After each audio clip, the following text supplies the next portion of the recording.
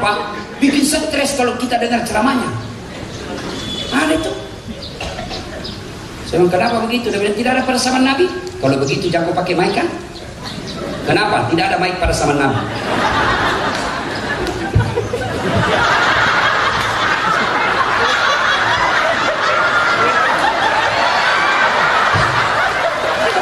Ini nggak ada pada zaman Nabi. Saya lihat begini. Ada juga, silahkan, jangan kau salahkan orang. Hah? Ada juga saya begini. Silahkan. Yang jadi masalah kalau kau salahkan orang. Kalau kau sudah jelaskan begini dan dia juga jelaskan, pakai masing-masing yang kau yakini benar. Tangan ketika selesai takbiratul ihram itu saja. Kan 4 caranya, minimal 4. Allahu Akbar. 1 antara pusat dengan dada. Syafi. Allahu Akbar di bawah pusat, bukan di bawah sekali. Yang ketiga, Allahu Akbar di atas dada. Yang keempat, Allahu Akbar lurus. Begini. Allah. Semua ada imam mazhabnya, ada pendapatnya. Ayo. Kalau begitu cocok pakai di mana kita mau. Yang mana salah? Kalau kau pakai semuanya, bos. Allahu Akbar.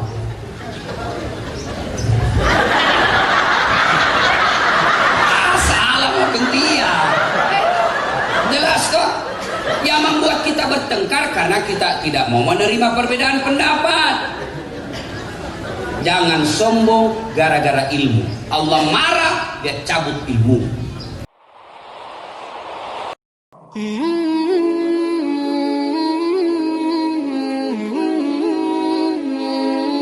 Apa itu sombong, Ustaz?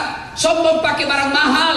Belum tentu. Sekarang kalau dikomplain, kenapa saya mau mengangkat harkat dan martabat mubalik? Jangan sampai mubalik itu selalu dianggap kere. Jangan sampai dianggap itu penceramah hanya kumuh. Tidak. Itu namanya muru'ah, kewajiban membela harga diri. Jangan sampai Islam dihina hanya karena kamu seolah-olah miskin. Apakah orang berpakai mahal-mahal itu sombong? Tidak. Lalu apa itu sombong? 2 karakternya. 1, menolak kebenaran. Yang kedua, nganggap remeh orang lain. Biar kau miskin, tapi kalau anggap remeh orang lain, kau sombong. Biar kau pengangguran, tapi kau menolak kebenaran, kau sombong. Ibu-ibu, pakai berlian, pakai emas, pakai, namanya perhiasan. Bukan perhiasan kalau dia di dompet, bukan perhiasan kalau dia di kantong. Perhiasan memang harus dilihat orang. Apa sombong? Tidak, selama ibu tidak pandang enteng orang tidak pakai perhiasan. Kalau perlu tulis berlian 24 karat, tidak apa-apa. Hah? Kapan sombong? Kalau kau pandang enteng orang, bapak pakai baju mahal, silahkan. Apa sombong? Kalau bapak remehkan orang yang pakai baju murah. Contoh, pakai baju krokodil, cap buaya, harga tak 2 juta. Apa sombong? Tidak, itu krokodil kalau aslinya bede, kepalanya menghadap ke dalam. Kalau yang palsu, kepalanya menghadap keluar, menjadi buaya darat. Bapak pakai baju 2 juta, apa sombong? Tidak. Kapan dia sombong? Kalau bapak bilang, hehe, lu tahu gini? Hah? Di Eropa aku beli 2 juta uang Indonesia, kau pegawai honor, nggak bisa kau beli. Sombong. Itu sombong. Apa yang menyebabkan orang sombong? 1, kata Nabi, bertambahnya ilmu. Jangan sombong gara-gara ilmu. Ilmu milik Allah. Oh, jangan sombong gara-gara ilmu, Pak. Adakah orang berilmu sombong? Ada, termasuk ustadz. Ada ustadz yang sombong? Banyak. Mana yang tidak mau menerima perbedaan pendapat? Sombong itu. Hanya dia mau masuk surga. Maulid bid'ah, halal bihalal bid'ah, taksiyah bid'ah, Isra Mi'raj bid'ah, jabat tangan selesai salat bid'ah, doa bersama selesai salat bid'ah, tidak ada pada zaman Nabi. Bid'ah, masuk neraka. Masa bos gara-gara dengar ceramah kok kasih masukin neraka? Kayak Tommy dia panitia hari akhirat. Ada memang itu orang begitu, Pak. Baru belajar agama 6 bulan, itu pun melalui YouTube. Baru 2 menit habis kuotanya. Apa lu tahu? Coba banyak juga begitu. Seolah-olah semua salah. Tidak mau menerima perbedaan pendapat. Ceramah memaki-maki orang, ceramah menghina orang. Mana pernah Nabi menghina manusia? Mana ada ulama-ulama besar yang pernah ceramah menyakiti dan menghina orang? Ada kan yang begitu? Semua masuk neraka. Bos, jangan. Kita ini orang Islam masuk semua surga. Masuk neraka. Judul ceramahnya 140 kesalahan orang yang sholat. Banyak nah. Ke-13 di rukunnya. Ada memang orang, Pak, bikin stres kalau kita dengar ceramahnya. Ada itu. Saya bilang, kenapa begitu? Dia bilang, tidak ada pada zaman Nabi. Kalau begitu jangan pakai mic kan? Kenapa? Tidak ada mic pada zaman Nabi.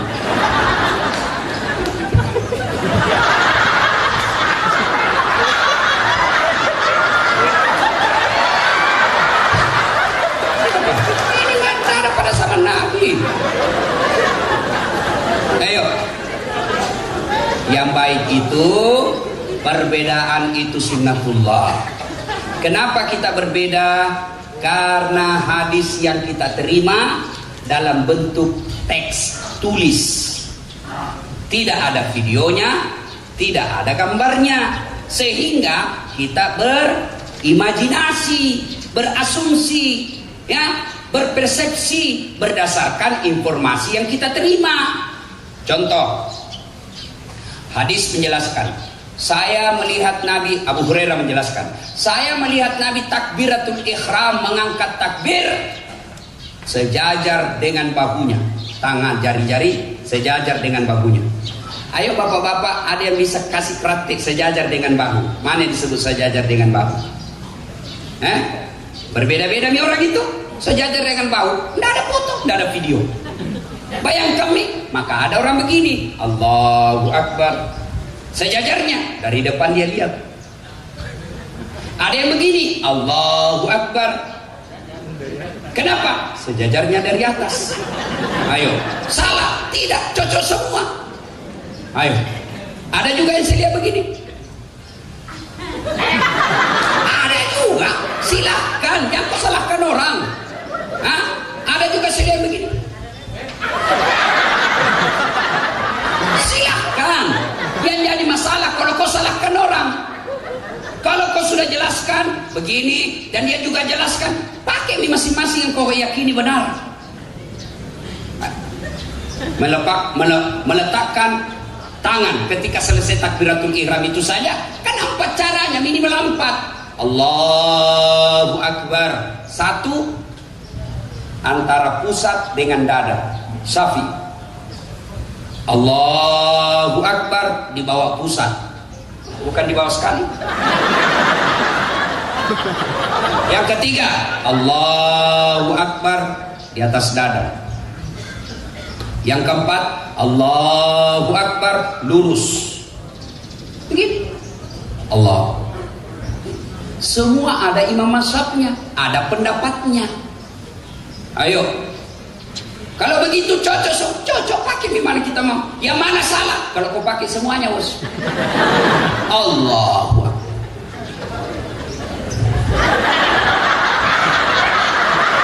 Salah mau kentia. Jelas kok. Yang membuat kita bertengkar karena kita tidak mau menerima perbedaan pendapat. Jangan sombong gara-gara ilmu. Allah marah, dia cabut ilmu. Nah, kasih pikun kok. Ada obatnya pikun?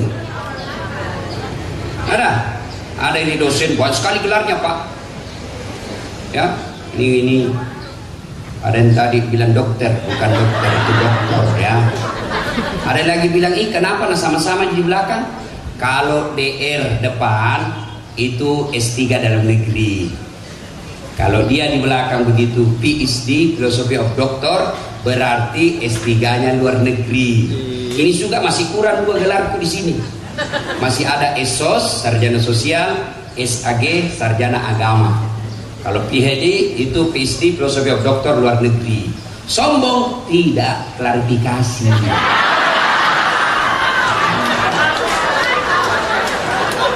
Coba. Ini banyak gelarnya, dosen. Wah, mulai pikun-pikun sejak mau pensiun. Diprotes sama istrinya. Pak, biasanya kalau mau kopi mengajar kau cium-cium jidatku. Ini mau 2 minggu kau tidak pernah cium-cium saya. Langsung sudah bilang suaminya, astagfirullah. Berarti siapa ku cium selama ini? Ternyata pembantu dari cium. Kau sombong, tidak bisa kau bedakan mana istri mana pembantu. Dan juga modus bos. Mantan kau sudah dengar ceramah begini, masuk kamarnya pembantu, didapat sama anak-anak. Ku kira mama nah.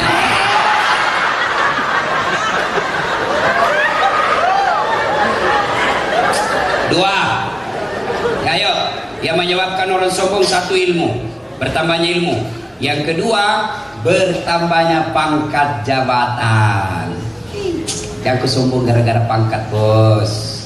Kepala dinas tergantung bupati. Yang aku sombong, bupati suka kok tapi istrinya bupati gak suka kok.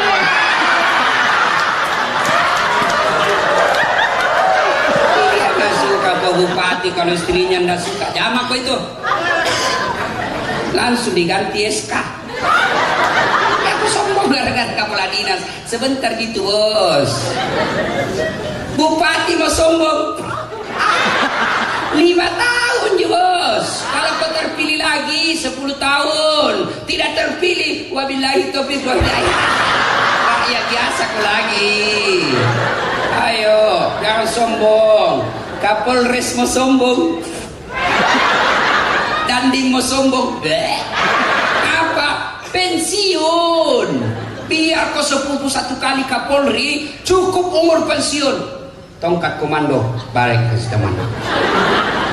Jangan sombong karena pangkat jabatan Pak. Ketua DPR mau sombong. Dikasih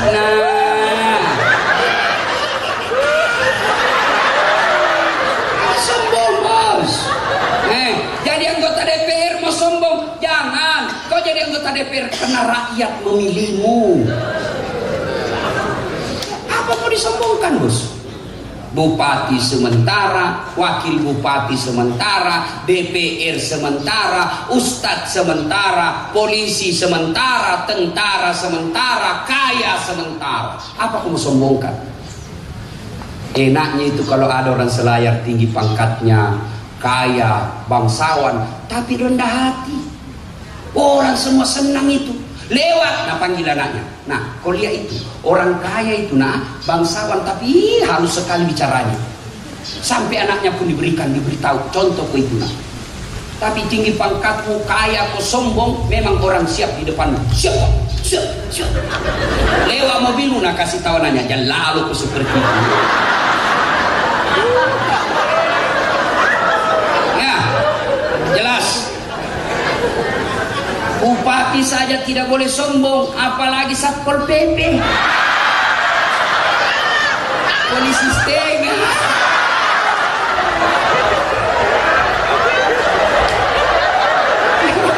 Ada Satpol PP di sini. Maaf bos, maaf.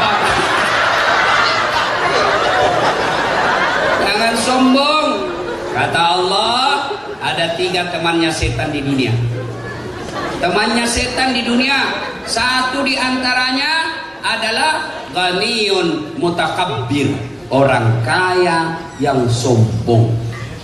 Kaya harta, sombong, temannya setan. Kaya pangkat, sombong, temannya setan. Kaya ilmu, sombong, temannya setan. Tapi orang masih bilang, ya pantaslah, tinggi pangkatnya, kaya, terkenal, temannya setan. Tapi orang masih bilang, ya wajar. Tapi sudah tidak terkenal, pengangguran, rumah ngontrak-ngontrak, jelek mukanya, bau kalepakna, busuk mulutna, sombong lagi. Bukan mahkotamanya setan, kau sudah jadi setan cilaka. Ayo, jangan sombong ya, gak senang. Dan puncak kesombongan ghaniyun mutakabbir adalah orang yang tidak mau sujud di hadapan Allah. Itu puncak kesombongan.